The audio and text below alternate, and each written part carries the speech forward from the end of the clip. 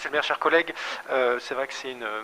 tradition cette présentation en conseil municipal et c'est vrai que un certain nombre d'éléments qui reviennent de manière assez récurrente. Je commencerai mon propos, c'est vrai que le fait de comparer la délinquance à 2001 commence à faire un peu sourire plus que... Voilà, je pense qu'à un moment donné, quand on compare les chiffres par rapport à ce qui s'est passé l'année dernière ou l'année d'avant, ça a peut-être un peu plus de pertinence. Je comprends qu'on montre la courbe et l'évolution, vous le faites chaque année, mais quand on compare l'effet de délinquance, de vol de voiture, etc., sur ce qui s'est passé en 2001, tout le monde le dit, aujourd'hui la délinquance a évolué et dans toutes les villes on s'est bien rendu compte qu'il y a une évolution de la délinquance et on voit malheureusement avec ce tableau-là gomme un certain nombre d'effets, notamment sur la question de vol de voiture, de vol de vélo, enfin voilà, des choses qui impactent le quotidien des Orléanaises et des Orléanais. Mais au-delà de cette question-là, où on est bien sur une présentation d'indicateurs d'activité de la police municipale. Je voulais revenir un peu plus sur des éléments de fond, parce que je pense que le débat sera un peu stérile si on évoque uniquement les questions de méthodo et de présentation. Vous avez évoqué de manière assez fine la question de l'îlotage et de la proximité aujourd'hui qui est attendue des habitants et des habitantes d'Orléans, mais c'est partout en France le sujet, cette proximité avec la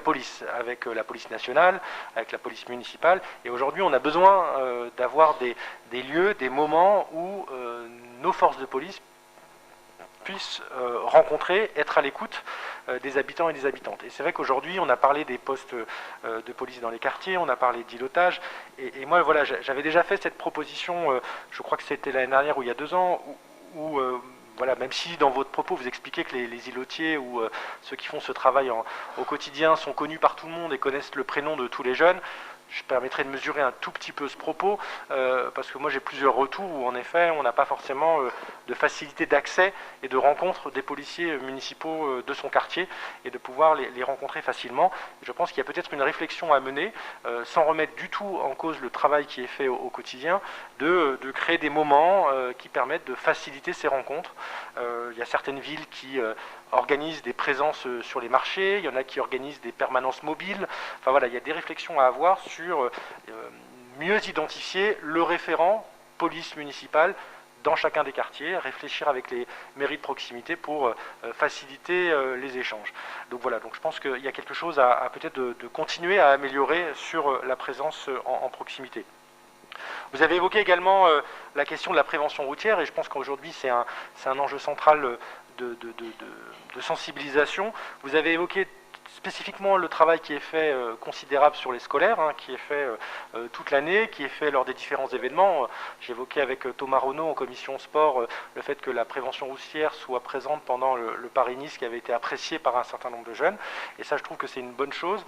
Malgré tout, je pense que sur la question de la prévention routière, il y a peut-être un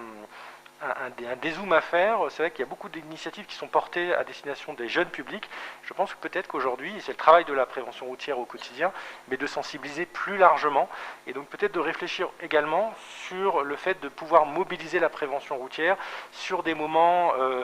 festifs. Alors je sais que c'est le fait dans certaines villes de la métropole, je pense au Grand Unisson, je pense à des grands moments là où la prévention routière pourrait être présente dans le cadre d'un village associatif où on pourrait sensibiliser les un peu moins jeunes que ceux qui sont à l'école primaire et maternelle, ou les resensibiliser sur les questions de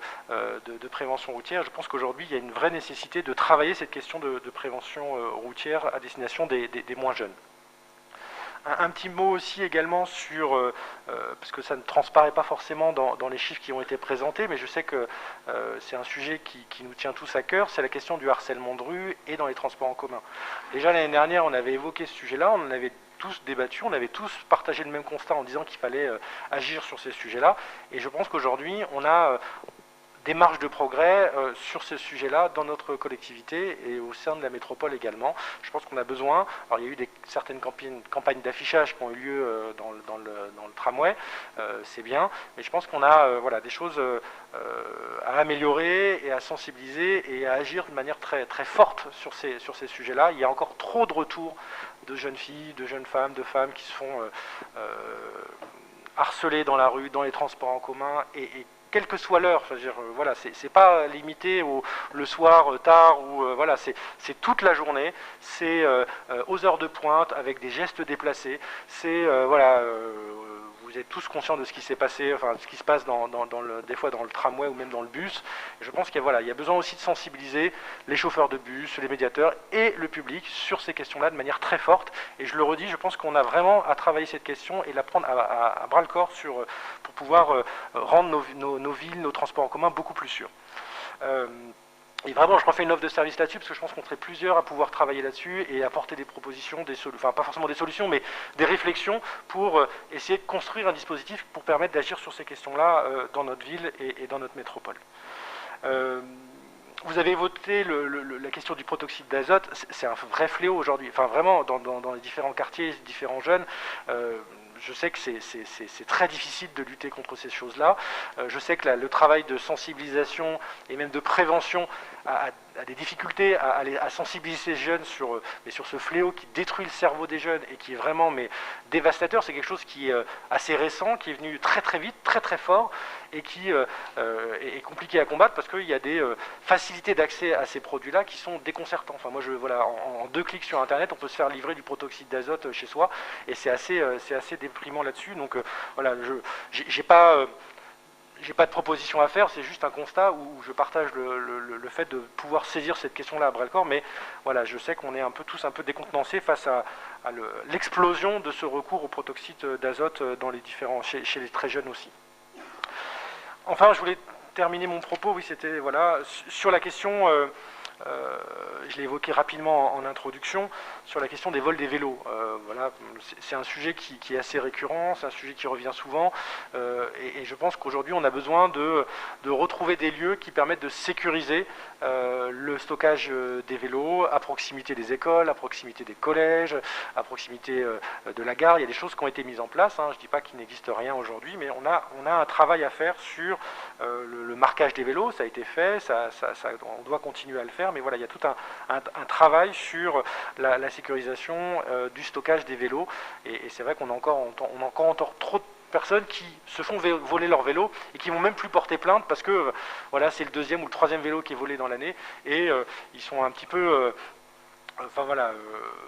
abattus sur ces questions-là. Moi j'ai personnes très proches de connaissances qui vont même plus porter plainte sur ces questions-là, même si moi je les invite à le faire parce que c'est important de pouvoir marquer ces situations et il y a aussi des possibilités de les retrouver. Alors c'est rare, mais ça arrive.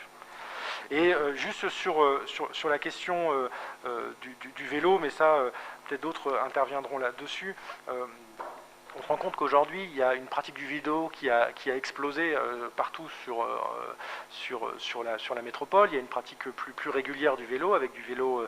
travail et plus uniquement du vélo loisir. Et on sent bien qu'aujourd'hui, il y a encore des conflits d'usage sur certains secteurs de la ville. Et alors, quand j'évoquais tout à l'heure la question de la prévention routière, ça marche aussi à destination des automobilistes sur la présence. En effet, il y a quelques années, il y avait peut-être moins de vélos en ville. Aujourd'hui, il y en a beaucoup plus et c'est très bien. Et qu'aujourd'hui, tous les aménagements urbains ne permettent pas de sécuriser